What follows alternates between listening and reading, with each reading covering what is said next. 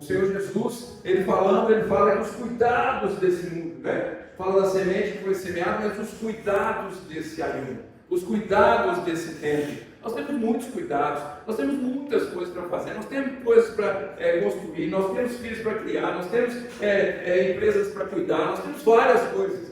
Mas uma coisa é mais importante que todas essas. E é sobre essa coisa que o apóstolo Paulo fala. Ele fala assim: eu ainda não alcancei, mas uma coisa é importante. Mais importante que todas. É um processo. Que processo é esse? Deixando para trás as coisas que ficam, arrependimento. Arrependimento, eu deixo para trás as coisas que ficam. Estou no processo, estou numa caminhada. E nós nos convertemos, e nós nos batizamos, mas é muito importante nós lembrarmos que há coisas na nossa vida que têm que ser deixadas para trás. Amém. Há sentimentos na nossa vida que não nos servem mais. Há atitudes na nossa vida que já não prestam para nada. Há comportamentos e decisões que já não vão servir a partir de hoje. Deixe para trás as coisas que ficam. Deixando para trás as coisas que ficam. Arrependimento. E aí ele continua. Deixando para trás as coisas que ficam. Eu prossigo para o alvo. Deixa eu ler lá no texto. Não é? Deixando para trás as coisas e avançando para as que estão adiante de mim. O que é isso? Processo de conversão verdadeira, processo de atendimento do chamado, processo de percepção de que Deus não me chamou, vou sacudir você, para você ficar sentado no banco da igreja, ouvindo pregações quartas, quintas e domingos, mas Deus chamou você para algo do reino. E hoje nós vamos sair daqui com essa percepção. Deus chamou você para algo. O que é esse algo, pastor? É nisso que eu quero focar. Então o apóstolo Paulo falou: deixo para trás as coisas que ficam, eu avanço para as que estão adiante de mim. Certo? O que está adiante de você? Plano de Deus. Amém. Região celestial. Propósito do Senhor. Amém. Visão das coisas que Deus chamou você das trevas para o reino do Filho do seu amor, para você exercer algo sobrenatural. Não é um chamado natural, não é um chamado que diz respeito à sua vocação para ser advogado, não é um chamado que diz respeito à sua vocação para ser engenheiro, não é um chamado que diz respeito à sua vocação para ser piloto de avião. É um chamado de Deus para que você possa, através de tudo isso que está acontecendo na sua vida, colocar esse chamado acima de todos. Amém. E as outras coisas vão cooperar para o bem daqueles que creem em Deus. E o seu chamado vai se realizar de uma forma sobrenatural. Amém. Está aí dentro. Está num cantinho ainda. Você sabe o que eu estou falando, não sabe? Você sabe. Você sabe. Está no cantinho aí. Talvez ele está paradinho para mim. Talvez ele está quietinho, mas ele está lá. Ele está lá.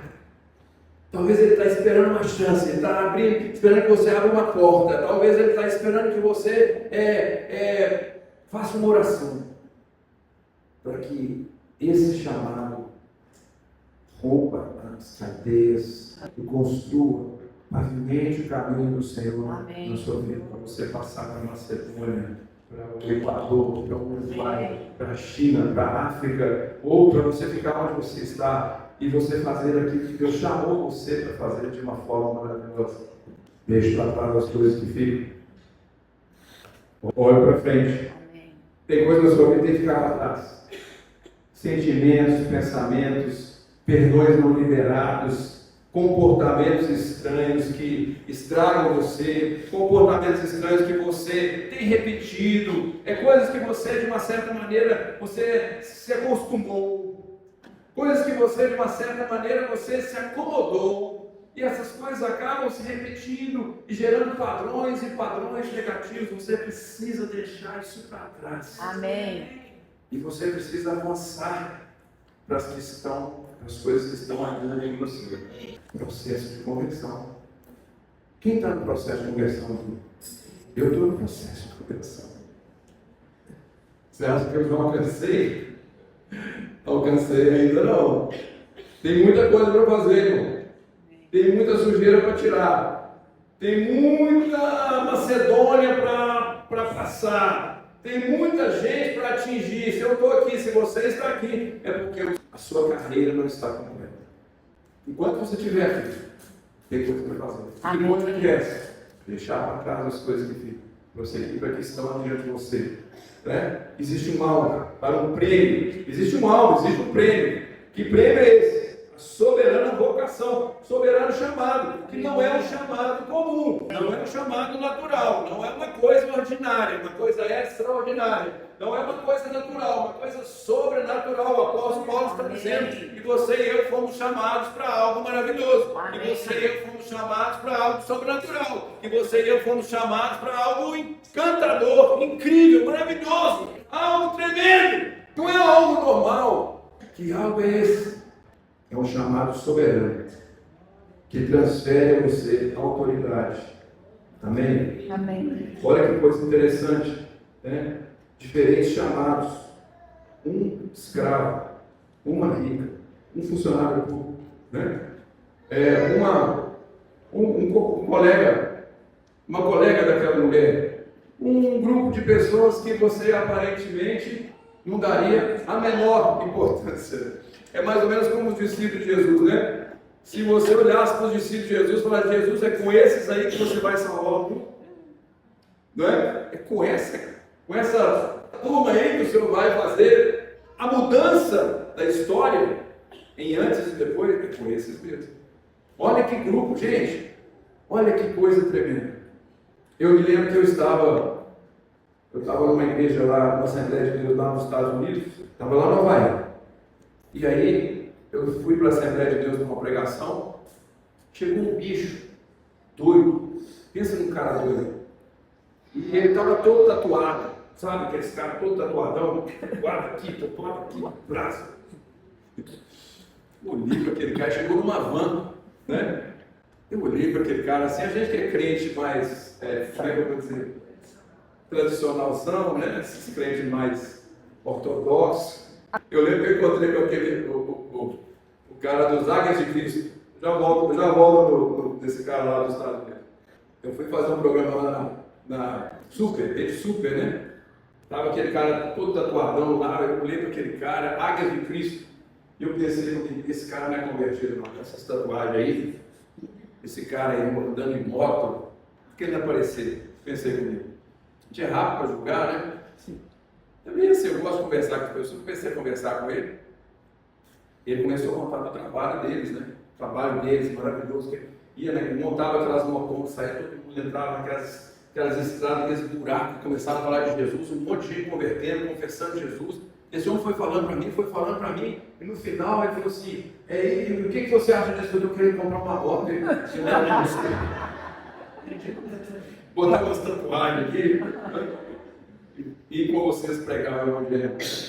Porque que coisa linda que é o trabalho daquele pessoal. E voltando lá naquele cara, né? Lá nos Estados Unidos, chegou com uma van gigantesca. E eu olhei para ele assim, todo tatuado. A van estava escrito assim: Crazy Larry.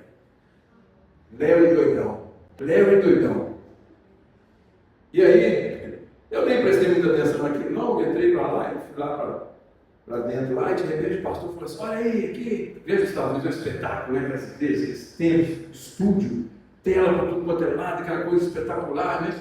E aí ele falou assim: estamos aqui hoje com o Crazy Larry. Aí o Larry entra lá com aquelas tatuagens, o Crazy Larry aqui está com vocês, ele busca os velhinhos que não conseguem vir de ônibus, os velhinhos. Tem um monte de velhinho, irmão, sabe qual é o mistério desse cara? Ele era empresário, tinha milhares de vans, e ele pessoalmente pegava a van dele, saía na cidade pegando um velhinho por um velhinho, um paralítico por um paralítico, e levava lá no culto para assistir o culto todo domingo e todo dia de semana que tinha culto. Que coisa! Crazy Larry. Qual era o talento do Larry? Tinha uma fã. E ele pegou o talento dele e foi usar para a obra de Deus, para levar os velhinhos. E eu lá julgando o cara que ele tinha uma tatuagem. Pensa. Graças a Deus pela graça, né? Amém. E se Jesus fosse me julgar do jeito que eu julgo, o senhor estava lascado. Não é? Então olha que coisa tremenda. Pastor Cícero aqui, pregou uma vez uma palavra tão linda sobre Mateus 19. O pastor pregou sobre o jovem rico. E o pastor falou assim, o jovem rico disse assim, mestre, o que faremos para herdar a vida eterna? Aí o pastor falou assim, tinha vida eterna, ele sabia disso. Né? Ele sabia que tinha vida eterna. Ele não perguntou, existe vida eterna? Não. Ele perguntou o que ele tem que fazer para herdar a vida eterna. Ou seja, ele já sabia que tinha vida eterna. Ele queria saber o que ele tinha que fazer. Não é? Olha que coisa tremenda. Agora, uma reflexão que eu queria adicionar, pegando a carona na pregação do pastor. Aquele jovem foi chamado para ser um dos discípulos de Jesus. Percebe? Jesus falou assim, vende o que você tem, me segue. Ele era muito religioso, certo?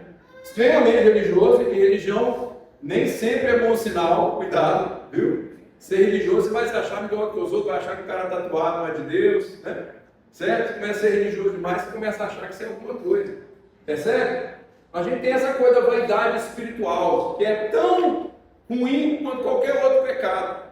Pode me afastar de Deus tanto quanto qualquer outro pecado. Senhor, graças te dou que eu não sou como esse publicano. Eu jejuo 3 vezes por semana, ainda dou o dízimo de tudo que ganho. Não tenho tatuados. Grandes coisas. Jesus chamou esse cara, esse jovem, anda comigo. Por quê? A religião que você tem não resolve o seu problema. Você está se achando demais. Certo? Você acha que você é alguma coisa, porque você respeita os mandamentos. Isso não é suficiente, Jesus disse para ele. A riqueza que você tem, você acha que você é um cara muito abençoado, pega isso aí, cara, e joga fora. Porque isso aí está te impedindo de fazer a coisa mais importante. O que é? Deixar para trás as coisas que ficam, prosseguir para aquelas que estão adiante de você, o alvo da soberana vocação de Deus em Cristo Jesus. Eu estou te chamando, irmão. Jesus Cristo te abençoou pessoalmente. E ele ficou ali, como diz o pessoal, pambando. Não sei se eu vou, não sei se eu não vou. Irmão, não fique pambando. Amém? Você não fique duvidando. Senhor, eu estou te chamando, se eu estou falando de você, você está ouvindo nessa noite, você vai dizer, Senhor, eu não vou chamar aqui na frente, você vai entregar seu coração. Porque é urgente, é importante, é soberano, não é uma coisa comum, não é uma coisa natural, é uma coisa incomum, é uma coisa sobrenatural. Então Jesus chamou aquele homem e falou, larga o que você tem, vem ser um discípulo, e se tornar um homem como Pedro, como João, como Paulo, homens que transtornaram a terra, homens que dividiram a história, homens que quebraram os conceitos, que romperam os tempos e que são mencionados ainda hoje, 2026 anos depois.